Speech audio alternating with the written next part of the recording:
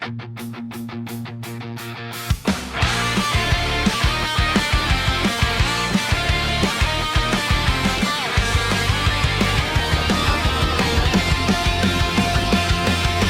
araw, nagmamaneho sa Cubao, aking nakita, babaeng saksakan ng ganda. Sinundan ko ang kotseng sinasakyan niya, hindi ko nakitang may dumarating pala. Hindi ko naiwasan, kami biglang nagkabanggaan.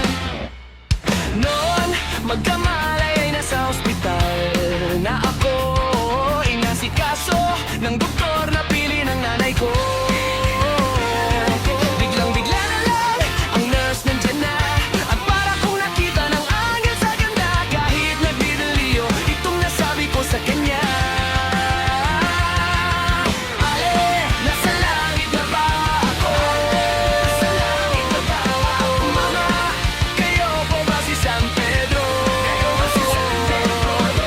Okay lang sa akin kung ako'y dedo na, basta't ikaw ang lagi kong kasama. Kaya ale, nasa langit na ba ako?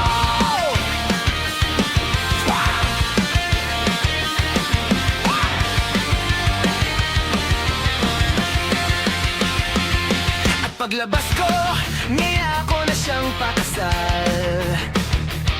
Tinanggihan niya